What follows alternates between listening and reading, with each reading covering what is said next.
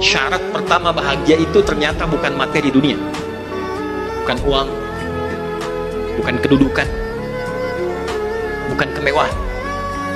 Quran surah kedua Al-Baqarah di akhir ayat 189, wattaqullaha la'allakum tuflihun. Tingkatkan takwamu kepada Allah supaya engkau cepat bahagia. Bilal itu uangnya lebih sedikit dibandingkan dengan Sayyidina Utsman bin Affan, tapi bahagia. Bayangkan Bilal cuma azan, tiap hari azan, Allahu Akbar, tapi hidupnya bahagia. Ditawari sepeninggal Nabi menjadi hakim agung, hartanya banyak, uangnya banyak, rumahnya megah, hidupnya mewah. Bilal kemudian pergi bersembunyi supaya tidak menjadi hakim agung, bersembunyi untuk mempertahankan sanad azannya dari Nabi SAW. Jadi ternyata kemewahan itu belum tentu mendatangkan kebahagiaan, tapi ketakwaan sudah pasti menjamin kebahagiaan pasti bisa kita raih. Hati-hati jangan sampai pada ketuker antara ujian, azab, dan istidraj. Ujian itu musibah yang datang meskipun kamu rajin beribadah. Tujuannya untuk menguji istiqomahnya kamu dalam ibadah. Kalau azab, musibah yang datang ketika kamu sering berbuat maksiat atau sering meninggalkan kewajiban ibadah. Tujuannya untuk memberikan peringatan kepadamu agar selalu menunaikan hak-hak Allah. Sedangkan istidraj, ketika seseorang tidak pernah sholat, tidak pernah zakat, tidak pernah puasa, namun rizkinya berlimpah, sehat secara jasmani dan urusannya lancar. Istidraj bertujuan untuk memberikan azab yang pedih atas dirimu di hari pembalasan.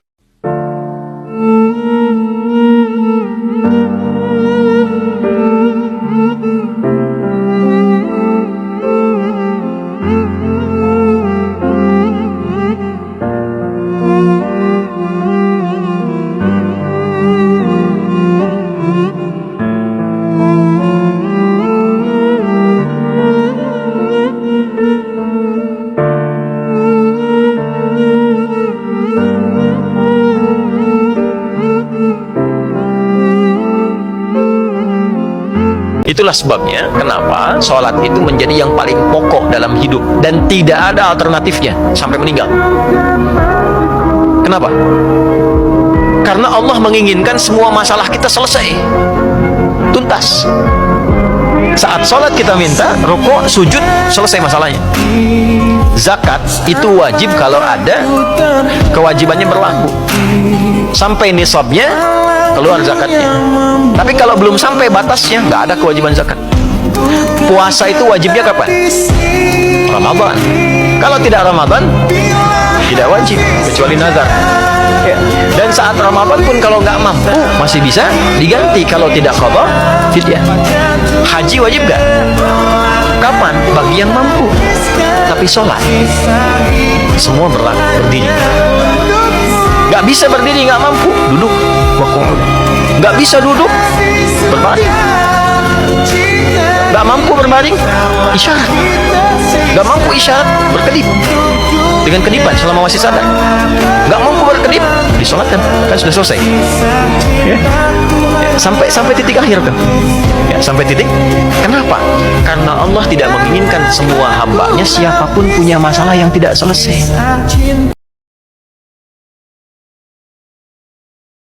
Ya, yang nggak bisa kita cegah itu kematian.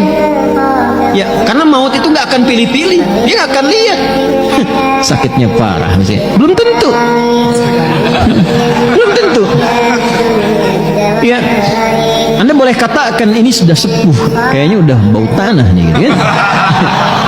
Tapi kata maut, dia jawab kata maut, kamu yang bau kuburan, ya kan? Jadi yang akan pilih, dia datang kepada yang sehat, dia datang kepada yang muda, sesuai dengan ajal. Quran surah ke-7 ayat 34. Walikulli ummatin ajal, fa idza jaa ajaluhum la yastakhiruna sa'atan wa la yastaqdimun. Tapi yang kita harus dapatkan adalah kalimat pertama kalau sedang sakit diuji apapun, ya, sakit gigi, sakit mata, sakit kepala, macam-macam, tampilkan kalimat ini pada diri kita. Quran surah ke-26 ayat 80. Wa idza maridtu fahuwa yashfin. Bahasa kitanya, Allah pasti sembuh. sembuhkan, Allah pasti sembuhkan. Harus ada keyakinan, optimisme dulu. Nanti dengan kalimat itu, keadaan diri kita itu secara kimiawi itu akan berproses, muncul kekuatan, ya, muncul energi-energi yang positif, itu membantu penyembuhan. Selain obat-obat yang mungkin ditampilkan oleh para dokter.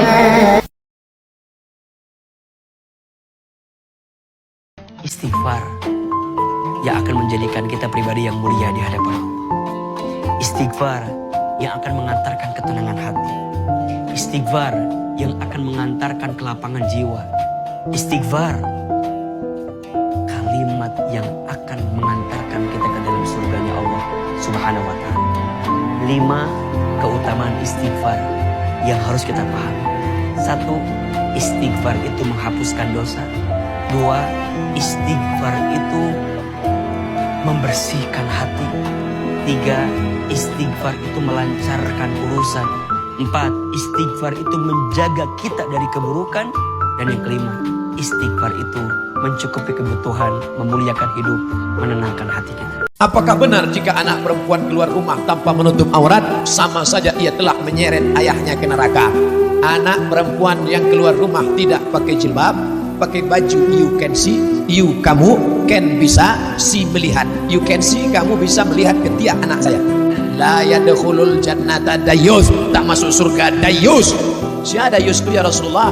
Alladzi la yagharu ala maharimihi, orang yang tidak ada rasa cemburu kepada mahramnya. Kita akan dituntut di hadapan Allah. Kullukum ra'in, setiap kalian wahai laki-laki adalah kepala rumah tangga. Wa kullukum mas'ulun an ra'iyatihi, kalian akan dituntut diminta tanggung jawab di hadapan Allah Subhanahu wa taala. Selangkah lagi kau mau masuk ke dalam surga, tapi kalau tidak kau suruh anak binimu menutup aurat, maka selangkah juga kakimu akan ditarik ke dalam neraka. Hai para suami, hai para laki-laki, ku anfusakum, jaga dirimu, wa ahlikum, istrimu, anak gadismu, adik perempuanmu, naro, dari api neraka jahanam. Kalau ada orang sholat, kemudian dia mencela orang lain, maka pahala sholatnya diberikan langsung pada yang dicela seketika. Makanya kalau sedang dicela orang, gak usah marah.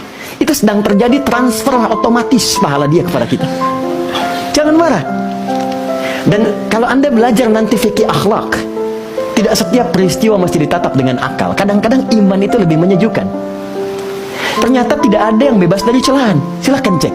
Allah dicela, ya, malaikat dicela, Rasul dicela, Nabi dicela, sahabat dicela, tabi'in dicela, ulama dicela. Anda Tuhan bukan, malaikat bukan, Rasul bukan, Nabi bukan, sahabat bukan, tabi'in bukan, ulama juga belum. Dan Anda tak ingin dicela. Kata Imam Syafi'i, Anda siapa? Kalau Anda orang baik, Anda pasti akan dicela oleh orang yang tidak baik. Kalau Anda orang tidak baik, Anda pasti akan dicela oleh orang yang baik. Dan dalam fikih akhlak, dalam bab di tasawuf, kalau Anda dicela oleh orang yang tidak baik, sebetulnya bukan celaan, sebetulnya pengukuhan di lisan Anda oleh Allah untuk mengukuhkan bahwa Anda telah menjadi orang baik. Berzikir belum tentu sampai. Kalau ada orang banyak berzikir, subhanallah wa bihamdihi subhanallahil azim, subhanallah bihamdihi subhanallahil azim, subhanallah bihamdihi subhanallahil azim, belum tentu sampai. Kalau ada orang berkata afdalul dzikri fa'lam annahu la ilaha illallah, belum tentu sampai. Tapi solawat pasti sampai. 100% solawat pasti sampai. Kenapa?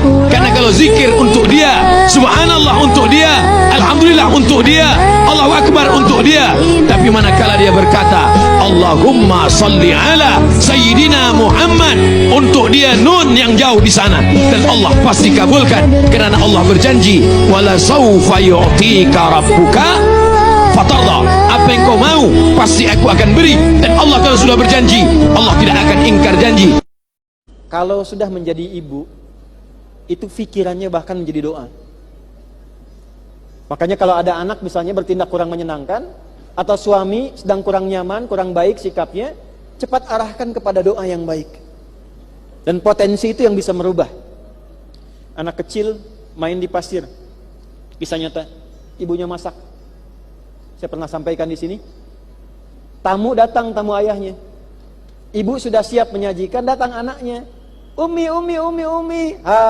Pasirnya dilempar ke makanan yang sudah jadi.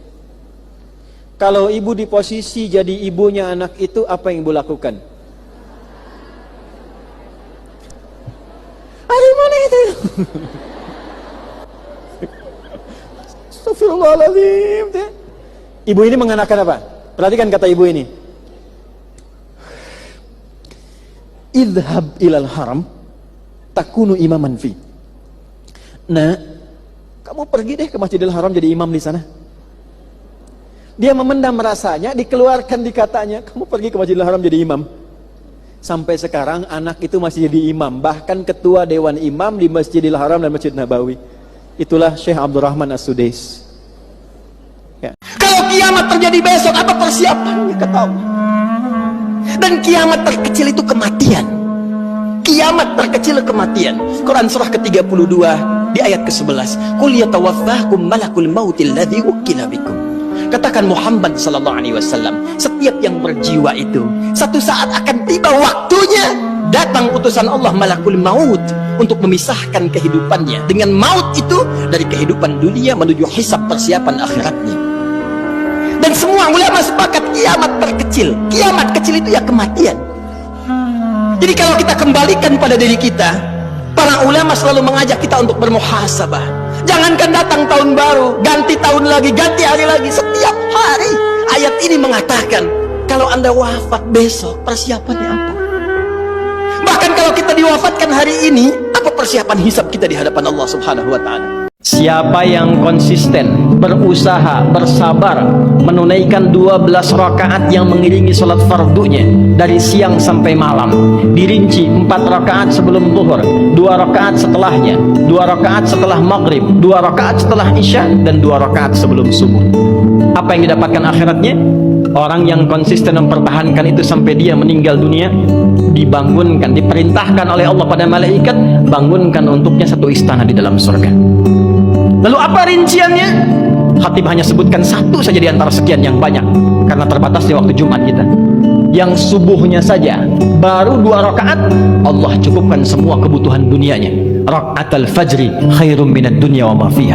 Orang yang konsisten menunaikan 2 rakaat sebelum subuh, maka Allah cukupkan kebutuhan dunia untuknya. Tidak diperbudak dunia, hartanya dicukupkan, karirnya dicukupkan, pekerjaannya nyaman, tenang. Itulah rahasianya sahabat selalu konsisten pada sholat subuh, bahkan mereka berangkat dalam pekerjaan setelah menunaikan subuhnya. Itulah yang dimaksud Rabbana atina fid dunya hasanah wa fil akhirati hasanah.